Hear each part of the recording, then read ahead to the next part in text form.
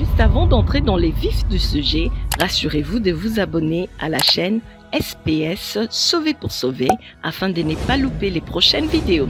Et n'oubliez pas s'il vous plaît de partager, liker et de nous laisser un commentaire. Que Dieu vous bénisse.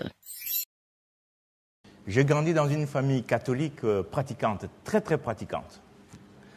Nous allions à la messe donc, tous les matins. J'étais enfant de chœur.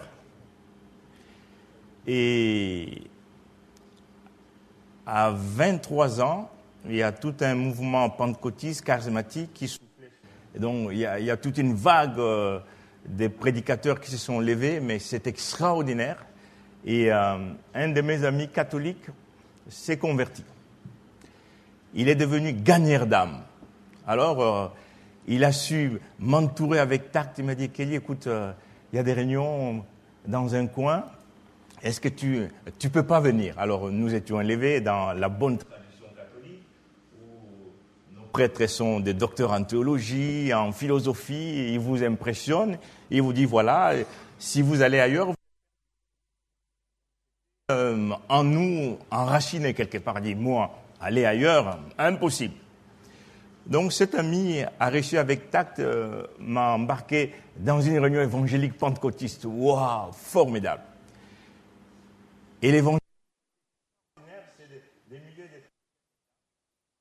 Il y avait des jeûnes de prière, on se prépare pour prier pour de nouvelles personnes, de nouvelles âmes. Et l'onction était sur l'évangéliste. Je suis marqué par Jean 3,16 et je vais mourir avec Jean 3,16.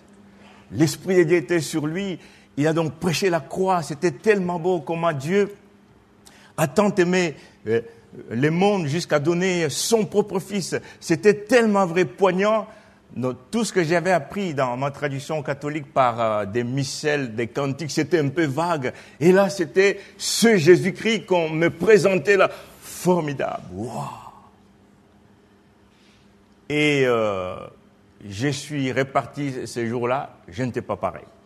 Donc, à l'époque, quand on prêche, il y a l'appel. Vous voyez, l'appel, ça voudrait dire, tu t'avances devant et tu te mets à genoux pour recevoir Jésus-Christ comme Sauveur et Seigneur.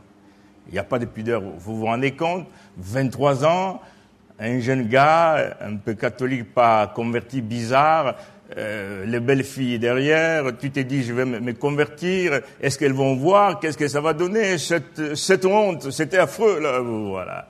On rentre à la maison, ça y est. 15 jours après, je suis reparti. Donc, j'ai pris plaisir. Et je me suis converti, mais je ne m'étais jamais levé. Alors, je me souviens de ces jours, je me suis réveillé à 5 heures du matin, vraiment une conversion radicale, je priais, j'ai dit, là aujourd'hui, je n'attendrai même pas l'appel de l'évangéliste. J'ai tout compris samedi, ça, voilà.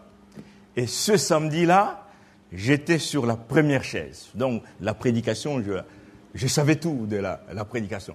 J'attendais seulement qui veut donner sa vie au Seigneur. Voilà, donc j'avais réglé mon affaire à la maison, converti, et là c'était toute une affirmation publique. Je me lèverai.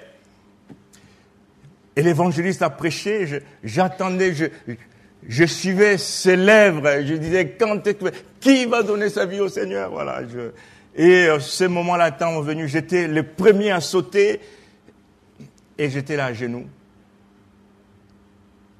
J'ai donné ma vie à Jésus-Christ comme Sauveur et Seigneur. C'était des moments bénis, et nous étions une bonne bande de jeunesse. Donc je suis parti du Congo à 26 ans, et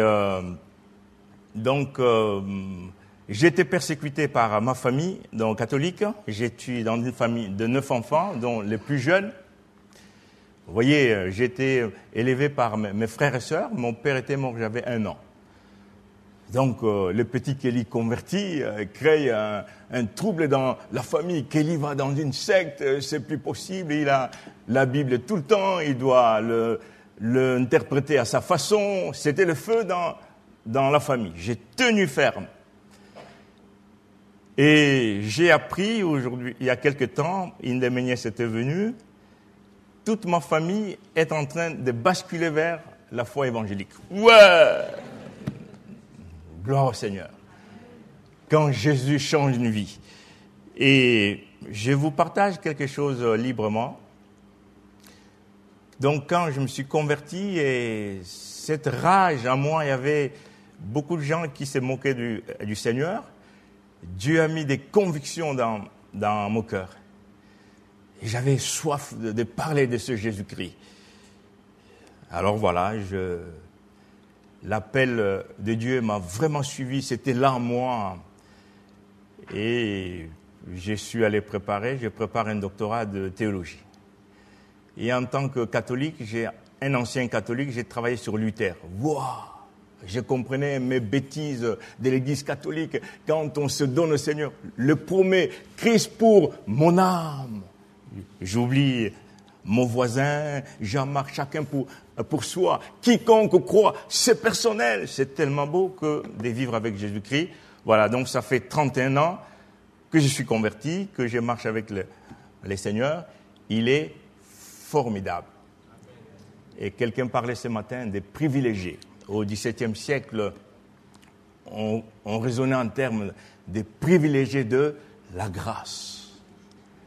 Et cette fierté d'être à Jésus-Christ et de marcher à Jésus-Christ, avec Jésus-Christ et de proclamer autour de nous, Jésus-Christ sauve. Faites bien attention, la fierté n'a rien à voir avec l'orgueil. La fierté d'être à Christ, de réaliser tous ces trésors infinis que nous avons en Jésus-Christ, richement bénis.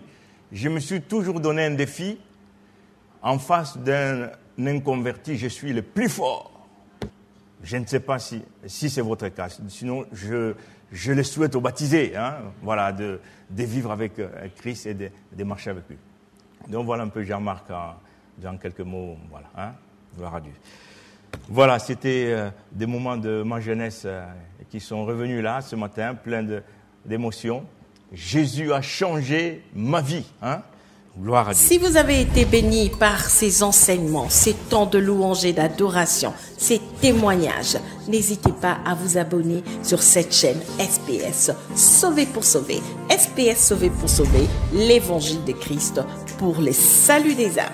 Ici, nous témoignons de Jésus. Que Dieu vous bénisse.